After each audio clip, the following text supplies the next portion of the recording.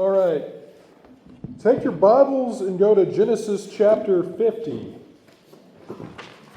So if you thought we would never get out of the book of Genesis, this is the last chapter. So, here we go. So while you're flipping there, let me give the recap, because this is the fourth week we've kind of been in this little series. And let me give the recap. So week one, we talked about Adam and Eve. All right. If you've been in church any amount of time, you know the story. Adam and Eve were placed in the garden. God said, hey, any fruit from any tree you see, you can eat. It's this one, the knowledge of good and evil. Don't eat fruit from that tree. Adam and Eve ate from that tree, and there were punishments that were given out, right? Punishments to the serpent, punishments to the woman, punishments to man, and there were curses as well upon creation. But God promised three things, right? And He didn't necessarily say this outright. What He said is, from the seed, from the line of the woman, is going to come one who will crush the head of the serpent. Now, sort of implied by that is three things. Number one, the defeat of the serpent, or Satan, right? The one who caused, really Adam and Eve caused it themselves, but you know what I mean. The one who caused all this mess, the one who tempted Adam and Eve, he is going to be defeated once and for all. Now, implied within that, all right, is that if the serpent's going to be defeated, then sin itself is going to be defeated. And then implied within that, it's like layers, all right? Implied within that is that, well, if the serpent's going to be defeated, and if sin is going to be defeated, then the consequences of sin are going to be reversed, right? The curses upon creation are going to be reversed. The punishments that were given out are going to be reversed, and the exile is going to be reversed, because one of the punishments was that Adam and Eve were exiled. They were kicked out of the Garden of Eden. Right? And it was a perfect paradise, not just because it had, any fruit you could want. It's a vegetarian's paradise. Any fruit you could want, and, they were animals, but they probably weren't trying to kill you. And, it was just very pretty to look at. That's part of it. But also, Adam and Eve had a perfect relationship with God the Father. Perfect, undistorted relationship with God the Father. And so part of the very simple promise of, from the line of the woman is going to come one who will crush the head of the serpent, implied within that is, one day we're going to have a return to paradise. One day we're going to return not just to the beautiful scenery and the all-you-can-eat buffet, but one day we're going to return to that perfect, undistorted relationship with God. That was all in week one. Week two, we got into Noah, all right? And this is where we see God gives a clear example of what it means to live outside of that promise, all right? Because Adam and Eve were anticipating and expecting the one who would come to reverse all this. They didn't see it in their lifetime. Adam and Eve's children were expecting and anticipating this. They didn't see it. All the way down to Noah. In Noah's time, they were still anticipating and expecting it, or they should have been anyway, let me put it that way. And God gives a clear example of, hey, this is what it looks like if you're not anticipating and expecting my salvation. Judgment, right? And we think, man, that's harsh, right? Like God killed a lot of people. Well, Jesus says the same thing about his second coming, right? He says he's going to come as a thief in the night, and if you're not anticipating it, if you're not expecting it, all right, it's going to be judgment for you, all right? So as much as we like to paint Jesus out like he's a hippie, he has pretty strong language as well. But nonetheless, God gave a clear example of what living outside of that promise looked like. But by relying on God, there was salvation. Now, in the time of Noah, we talked about it was very few people. It was Noah and his family and their wives. But in the time of Jesus, that salvation is offered to all people. And many people are saved, have been saved, will be saved through Jesus Christ. Last week we got to I have Moses in my notes. That's definitely wrong. It's Abraham. We talked about Abraham last week. In Abraham's day, we saw still very, blurry picture. We don't have all the details, but we saw how that promise of the defeat of the serpent, the defeat of sin, the return to paradise, we saw how that's going to come into effect. And it's going to be through a people and through a place. God promised Abraham, he says, hey, I'm going to give you a people, I'm going to give you many descendants that are going to form a nation, and I'm also promising you a place. I'm promising you a place where all your descendants are going to live. All right? So it's going to come through a people and through a place, and that people part is important. Because God uses imperfect people to bring about his perfect purposes. That's a tongue twister. But he uses imperfect people to accomplish his purposes. All right? Adam and Eve certainly weren't perfect. Noah certainly isn't perfect. Abraham certainly wasn't perfect. And even Joseph. Joseph's one of the rare characters from the Old Testament that, I don't think anyway, we have a story of him sinning. Because it's like he's put in situations where you expect him to sin, but, he always takes the moral high ground, seemingly. And so, well, we know obviously he did sin. We know obviously he wasn't perfect. So God uses imperfect people to accomplish his purpose, yet God is promising more people that are going to be brought into the picture to bring this promise into fruition, right? Because it's all part of the plan. And we see that here, all right? By the time we get to Genesis 50, we see that here. God using imperfect people to accomplish his purposes, to sort of fill in the gap between, Genesis 12, where we were last week, and Genesis 50, because a lot's happened. So you have Abraham, all right?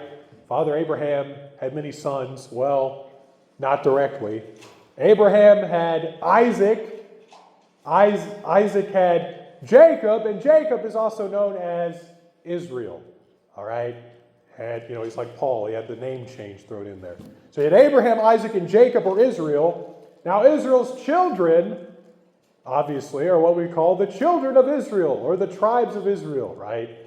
So if you ever, want to know, like, well, where do the tribes come from, or how do I remember what the names of the tribes are? I don't know if this helps you remember it, but, where do the names of the tribes come from? Well, they come from Jacob's children, right? This has nothing to do with what we're talking about, but I think it's funny. I was at a church where they did like a Bible Jeopardy night, and most of the people that participated, they were participating for a reason because they were really good. This one lady, not so much, and it was just question after question. She just threw out the weirdest answers. Well, one of them, the question was, which tribe of Israel was Paul the Apostle from? And this lady answered Pharisee. And the host is like, okay, well, no, that's incorrect. And she said, well, why? Because Jacob didn't have a kid named Pharisee. Like, what? This is my son, Joseph, and this is my son Benjamin, and this is my thirdborn Pharisee. I don't know. It's a funny preacher joke. Go home and think about it. It'll be funny to you. But anyway, so that brings us to Genesis 50, right? Jacob is still alive. He's old, but he's still alive. He has 12 boys. Genesis 37 is where we start the story of Joseph. So it's a pretty long part of Genesis. We know the story, right? It says that Jacob loved Joseph more than the other brothers. There was some favoritism at play. He gave him, it says, an ornate robe, the coat of many colors. All right. Joseph has a dream, and the interpretation of that dream is basically Joseph is going to rule over his father, over his brothers, over his family. His brothers, even his dad didn't like that, by the way. His dad obviously didn't throw him down a well and sell him into slavery, but even the dad didn't like that.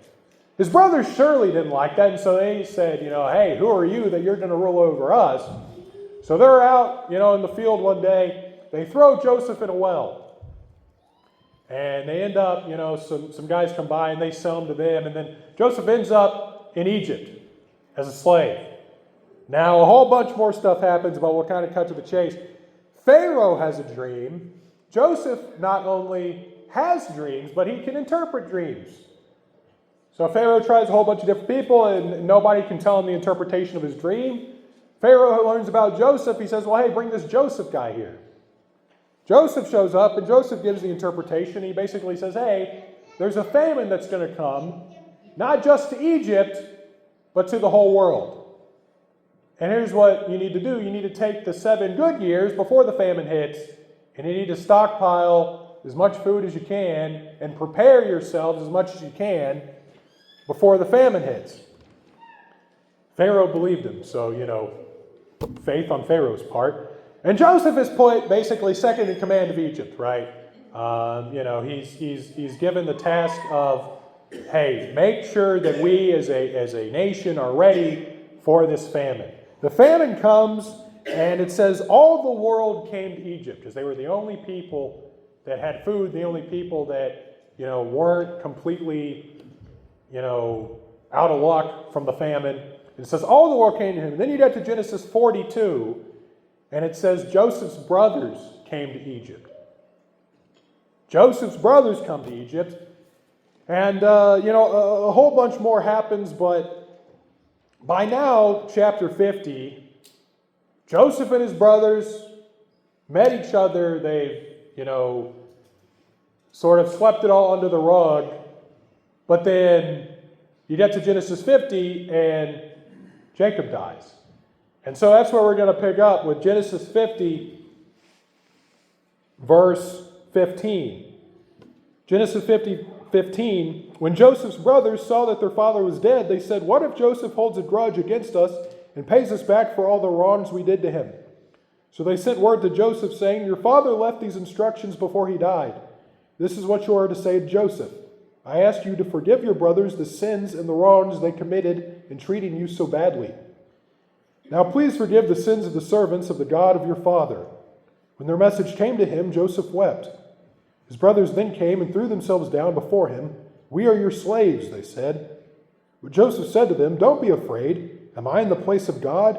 You intended to harm me, but God intended it for good to accomplish what is now being done, the saving of many lives.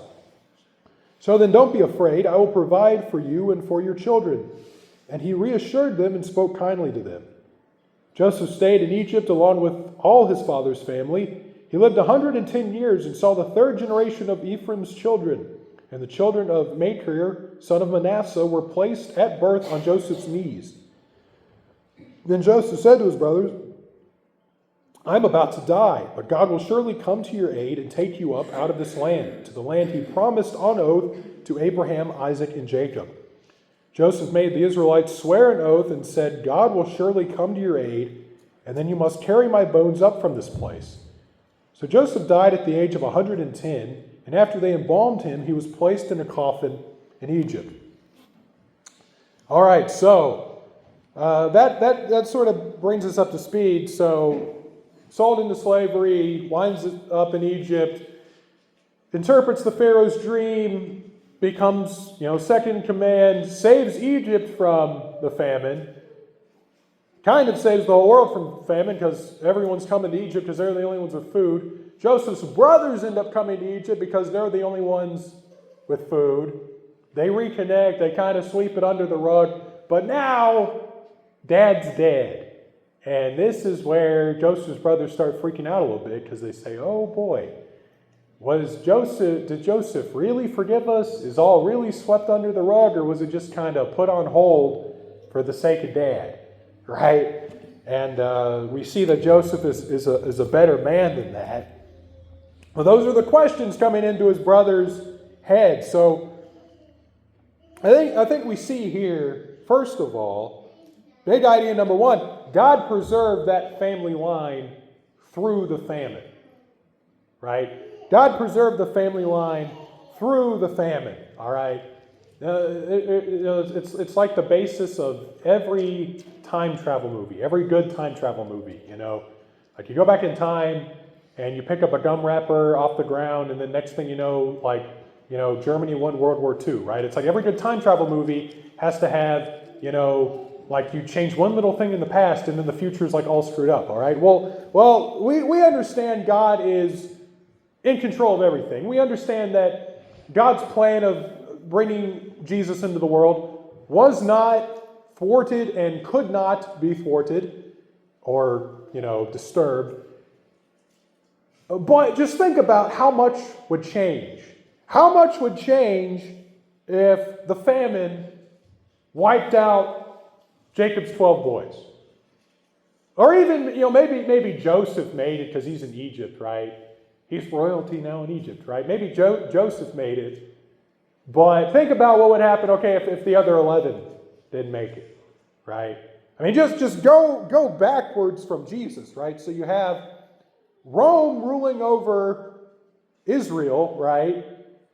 Before that, you have the Greeks. Before that, you have the Persians. And before that, you have Babylon exiling the southern kingdom and Assyria exiling the northern kingdom. All right?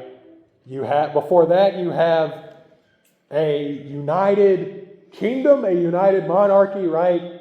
The days of David and Solomon, all right? Both the north and the south could get along. It's like America, right? Like they had a civil war and they just split, right? North and south. Well, before that, they were united. Well, before that, obviously, they had to conquer the promised land. They had to conquer Israel, so you had the conquest. This is, Joshua and Jericho and all of those battles that you read about. Well, before they were in the promised land, in Israel, conquering it, all right, they were wandering around in the desert. Well, where were they at before they were wandering around in the desert? Well, they were in Egypt, all right? They were slaves in Egypt. So, you think about how much would change if Jacob's other 11 boys never made it to Egypt. If they're never in Egypt, there's never an exodus from Egypt. There's never an exodus from Egypt. There's never a conquering the promised land. There's never a conquering the promised land. There's no promised land that Jesus is going to be born into, right? Like, if there's never an exile of the southern kingdom of Judah at the hands of Babylon, because it was passed from Babylon to the Persians to the Greeks and ultimately to Rome, all right? So here's your domino effect, right? If there's never a southern kingdom that ends up in the hands of Rome, then there's never a Roman government that crucifies Jesus Christ, right?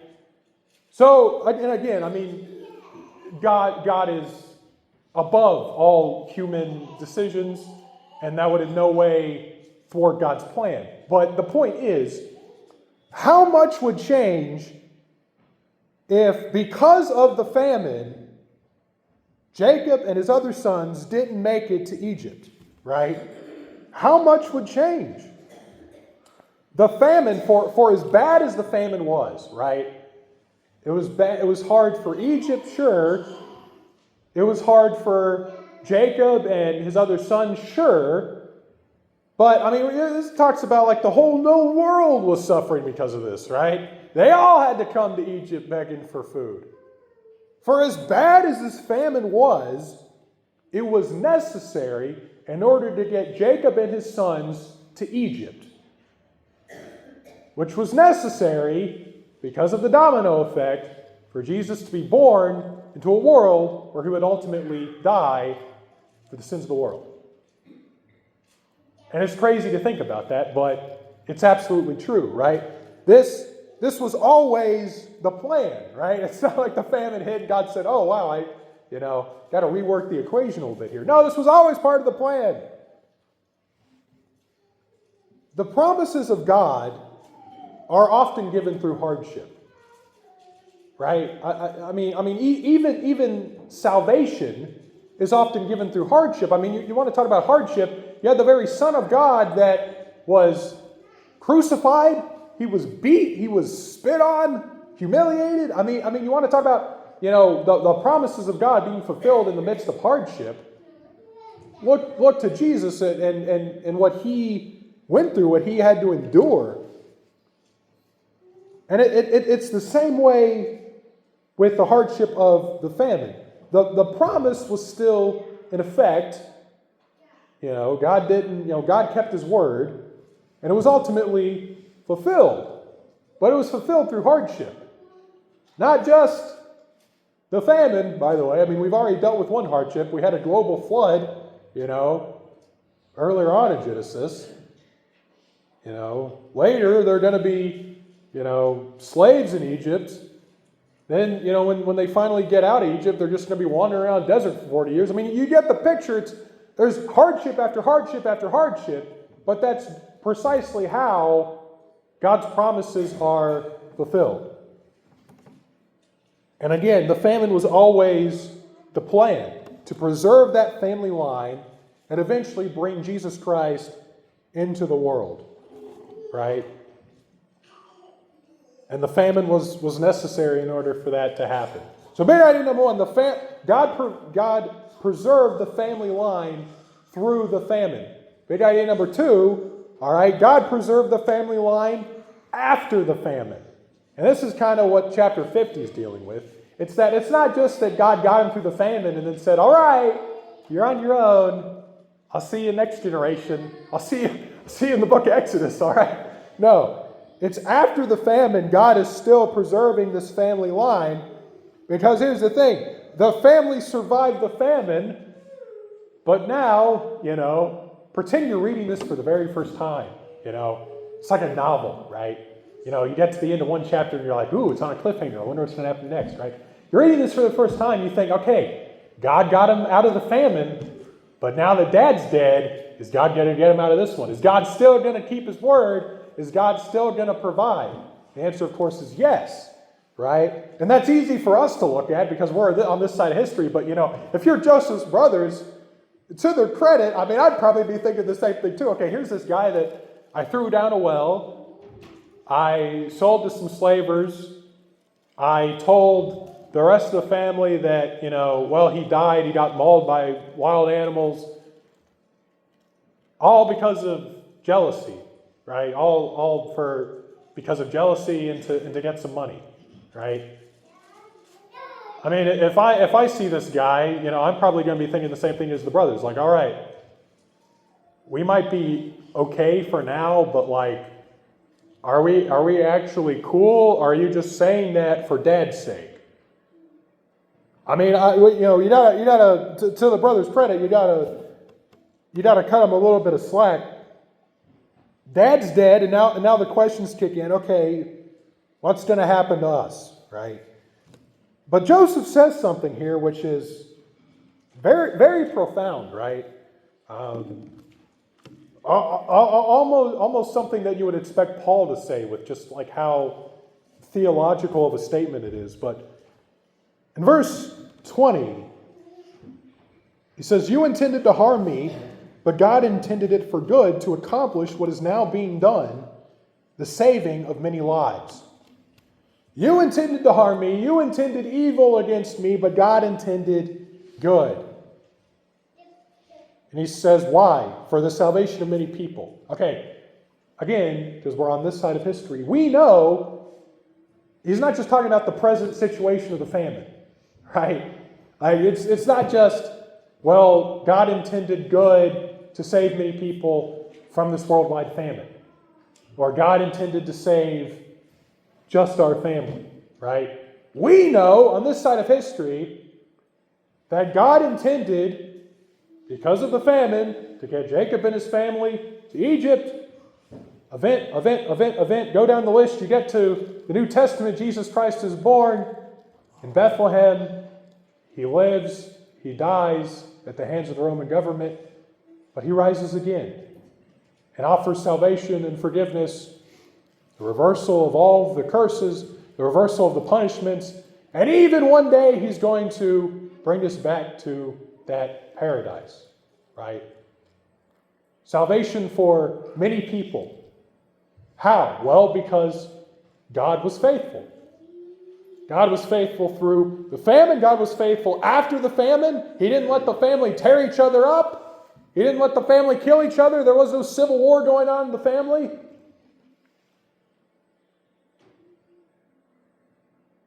Then in verse if I can find it. Verse 24, Joseph said to his brothers, I'm about to die, but God will surely come to your aid and take you up out of this land to the land he promised on oath to Abraham, Isaac, and Jacob. To the land that he promised, right? This is what we talked about last week, right? Abraham, it's a people and it's a place, and it's looking, Joseph is sort of looking past the promise, and he's reassuring his brothers of a future fulfillment of that promise, right? He's looking past the immediate circumstances, and he's reassuring his brothers of a future fulfillment of that promise, even in the midst of all that's going on, right? My dad, I don't don't tell him I said this, but I don't know how many wise things my dad has said over the years, but he's often said this. He said, death and money will bring out the worst in people. Yeah, it's true, right? If you really want to see what kind of moral character does a person have, just wait until a family member of theirs dies. Because,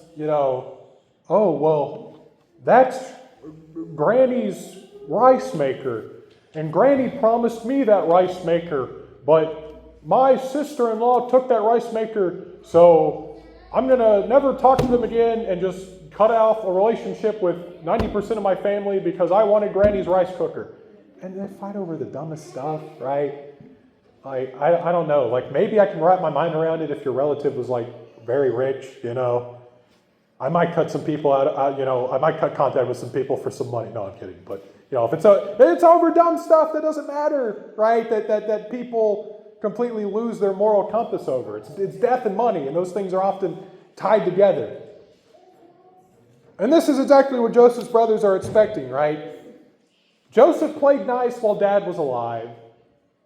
Because Joseph specifically asked, that's one of the first things he asked when Joseph's brothers come to Egypt for food. They don't know it's Joseph at first. He's kind of testing them. He says, is this all of your brothers? And they say, oh, well, we got one back at home. He says, oh, okay. Well, is your father still alive? Again, his brother's unaware that it's Joseph standing before them. It's one of the first questions Joseph asks. Is Dad still alive? Is your father still alive? And now Joseph's brothers, again, they're thinking, okay, now Dad's dead. Dad's in the ground. What's going to become of us, right? Is this going to bring out the worst in Joseph? Is this, are we about to suffer the same fate that Joseph suffered? But it's not just that Joseph's family isn't going to starve. It's not just that Joseph's family can settle down in Egypt. It's not just that, well, I'm going to, put off punishing you until Dad's in the ground. But it's that bigger picture of a people and a place which is still in effect. Through a people and through a place, the Messiah would be born. Now, this is still a very fuzzy understanding of who this is. All right, they didn't even have the word Messiah. That wasn't, in the common vocabulary back then. But they knew, okay, Granddaddy Abraham was promised, said, through you all the world will be blessed. So you get kind of a nugget there. What does that mean? What's it going to look like, right? And maybe some wise people connected the dots back to Genesis 3, and they said, oh, well, God promised that through our family line, one would come who would crush the head of the serpent. He would defeat sin, right? Bring us back into that perfect relationship with God. Still a very fuzzy picture, right? They don't have all the details yet. But nonetheless, that big picture is still in effect. It's a people and a place through whom this deliverer will be born into. And the irony is that it's for the children of Israel, for Jacob's kids, and their kids, and their kids, and their kids, it's often in the midst of hardship that they lose sight of that bigger picture, right? Like you flip a couple pages in the Bible, and they're wandering around in the desert, right? And one of the first things they start complaining about is they say, oh, if we could just be back in Egypt. We were slaves in Egypt, but at least we had food. We were slaves in Egypt, but at least we weren't wandering around in this desert. This and that. And, and you see that time and time again. In the midst of hardship, the children of Israel often lost sight of that bigger picture. Which is ironic because, again, the plans and the purposes of God are often fulfilled through hardship. And you see that time and time again too. So you got to keep the bigger picture in mind. You see, God preserved the family line through the famine. The famine didn't wipe them out. God preserved the family line after the famine, right? Joseph didn't kill his brothers, So then, here's, what does this have to do with me, right? God didn't promise me a whole bunch of descendants that are going to form a nation. God didn't promise me a nation. God didn't, promise me this or that. What does this have to do with me in Erick, Oklahoma? Here we go. Number one. What does this have to do with me? God's plan of salvation was accomplished through imperfect people. We talked about that, right? Adam and Eve, Noah, Abraham, Joseph, they're all imperfect. God's plan of salvation was accomplished through imperfect people, but God's plan of salvation is also offered to imperfect people. God's plan of salvation is also offered to imperfect people, right? I'll flip there and read it, although most of y'all know it by heart, but Romans 3:23,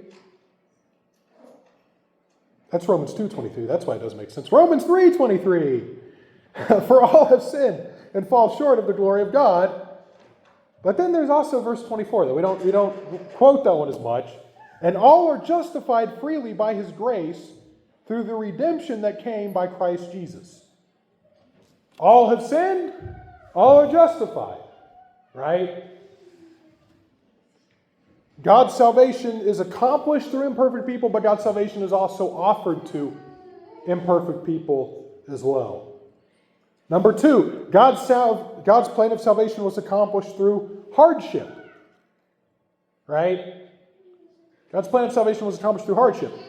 Adam and Eve sinning was always part of the plan, as terrible as it was. The flood, always part of the plan, right? Abraham trying to take matters into his own hands, always part of the plan. Joseph being enslaved and the famine and all that, always part of the plan. It's accomplished through hardships and even through sin. God's plan of salvation is accomplished through hardship, and if you follow Christ, that will bring hardship to you. If you follow Christ, that will bring hardship to you. This is some of the language that the New Testament uses, right? Take up your cross. Take up your cross. You ever try to carry a cross?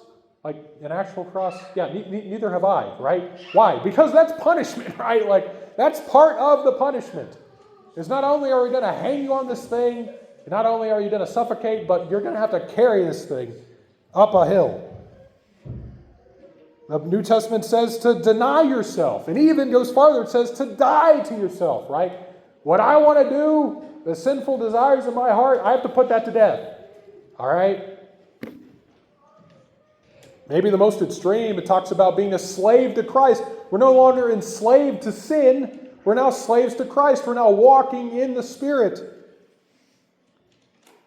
God's plan of salvation is accomplished through hardship, and following Christ, having salvation, will bring you hardship. That's just the way it is. That's just how the world works. That's how God works. Number three, in the midst of the hardship, remember the bigger picture, right?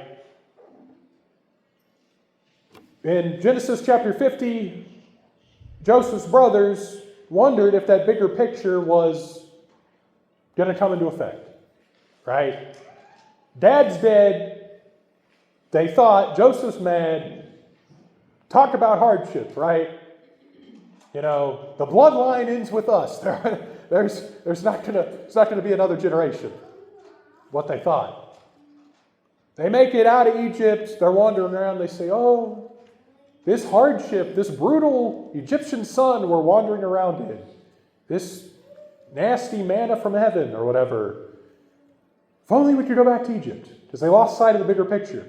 And they lost sight of the fact that God still wants to fulfill the bigger picture. In the midst of hardship, remember the bigger picture. And for us, what does that mean? For us, as believers in Jesus Christ, it means keep eternity in mind, right?